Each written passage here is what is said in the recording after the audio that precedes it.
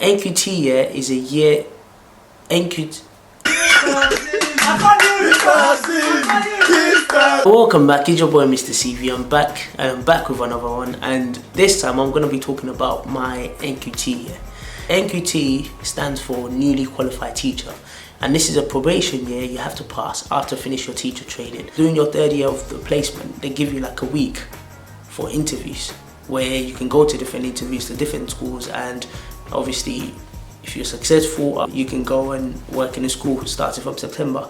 So for me, I did my teacher training up in Leeds Beckett University, and I thought to myself, I'm a London boy, and for me, I won't make the most difference if I was teaching in Leeds, because I'm not from Leeds, I'm from London, and coming from a deprived area in London, I always felt to myself, my area is a place where I can make the most difference. I had 2 interviews. One of them was at my old primary school, and the other one was at a school close to my primary school.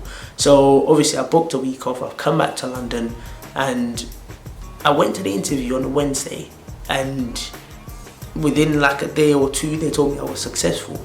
But then on a Friday I had an interview with my old primary school, and unfortunately they moved the date to the following week, and obviously I just thought to myself, travelling back and forth to Leeds is just going to be too much. So I said, you know what, I'm going to take the school that was in my bar, the first school that I had an interview on a Wednesday. Now when I took the school, obviously I'm excited because I'm thinking, wow, this is my first teaching job. Obviously I'm excited, and I'll be honest with you, wow, a lot of things happen. Doing this NQT year, it's very different for different people, and a lot of the differences is about obviously the support you've been given, how the school's like. Most NQTs have different experiences. My experiences, I wouldn't say it's the best for me, but it was a learning curve. Within the first couple of weeks, I started noticing that, wow, certain things are not as they should be. When you finish your teacher training year, you've got so many ideas in your head. A lot of ideas you've learned from the course. When you're in the class, you want to implement it.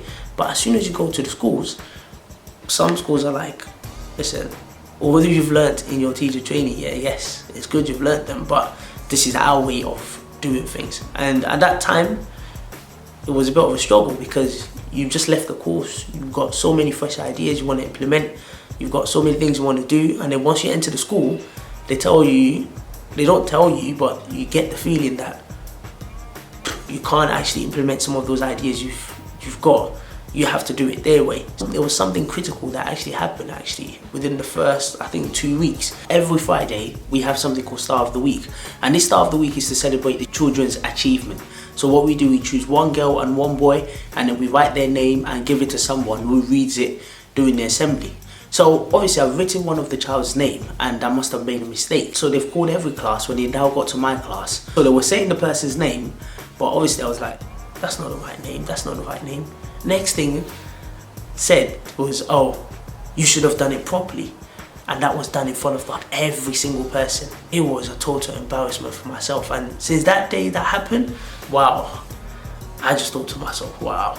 Either way, I just overlooked it, because I just said, you know what, fair enough. Next time I just won't make that kind of mistake. When you're in that NQT year, is a year which you have to pass, and that NQT year is made up of 3 terms: autumn term, spring term, and the summer term. And you have to pass all 3 terms to now be fully qualified as a teacher. And after that event happened in the first 2 weeks, whoa, it really hit me. But I just said, you know what, I'm here to pass the 3 terms. So anything that comes with it, I'm just gonna accept it as it is. During my NQT year, a lot of things happened. A lot of things happened. Obviously, not everything I'm gonna go into, but I'm gonna just say 1 or 2 of them. As a teacher, planning takes a long time. Especially if you're a newly qualified teacher, it takes you longer than teachers that have been teaching for a very long time. So you have to sacrifice a lot of your weekends. Every day we get together and we talk about what we've planned. If I'm planning a maths, I'll tell them, okay, this is what we're doing in maths, and this is how we're gonna do it, this is how we should do it, these are the worksheets. And my colleagues, they will say, oh yeah, it's fine. But by the time I'm about to teach the maths, they've spoken to themselves and they change it. They've changed it completely. They've changed them And obviously it came to the point where instead of me giving my best every weekend, trying to plan my fullest content, trying to give my best in terms of my planning, it came to the point where I was just doing the basic, because I knew every time I presented to my other colleagues, they would end up changing it. And obviously at that time, it was hard to say, okay, this is not right, because they would just turn around and say, we're trying to support him because he's an NQT. But there was one critical part for me that after that happened, I just said, you know what, a week before this happened, I was sent on to a behavioural course. And when I was sent on to this behaviour management course, on the course we were told that obviously as a teacher, if you come up with a rule in a class, you have to follow that rule. You can't come up with that rule and then you change it. The children at that time, we were doing design technology, and it was based on making a sandwich. So what the children did was they had to draw the sandwich to show what they were making in terms of their sandwich. Once they've done that, then the following week they had to create the sandwich. I told the children, I said, listen, any child that obviously misbehaved, that's not following my instruction, they won't be getting to make the sandwich. And remember, on the behaviour course, they said if you make a rule, you have to stick to by that rule. It came to the day we were making a sandwich, and I saw a few children weren't following my instructions, they weren't listening. So I said, okay, you know what, you're not going to make a sandwich. The children made a sandwich, others didn't, because like I said, they didn't follow my instruction. We had an assembly. The door to my classroom has a see-through glass at the top of it. So we were in the assembly. All of a sudden, my mentor calls me into my class in front of the whole of assembly. And everyone's looking like, what's going on? What's wrong this time with us? And I get called in.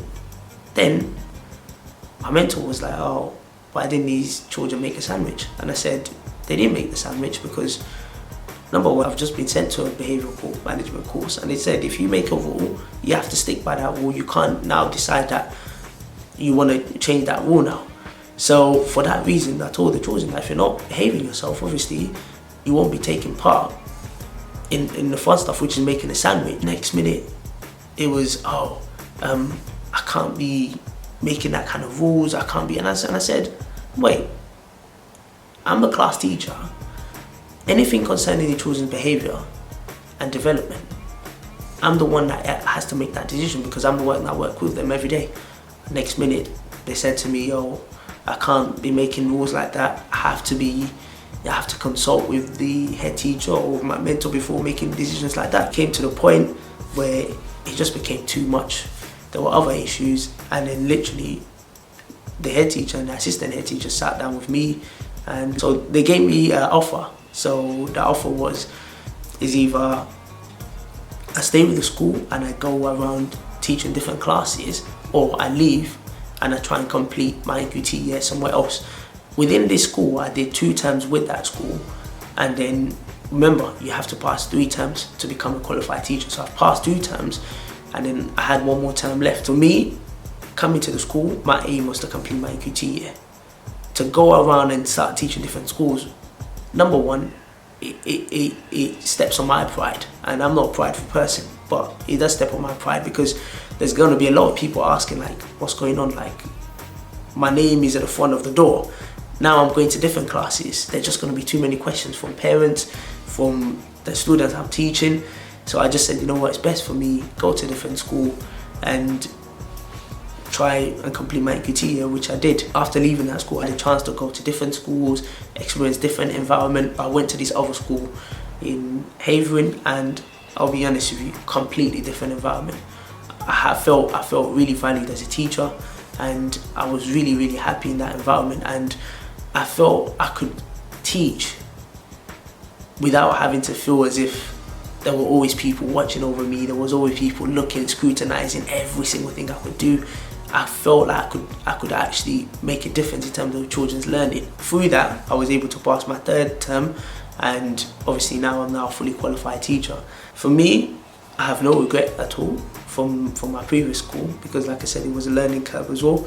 But I'm gonna share another video of someone that's actually had a different experience from me, being an NQT.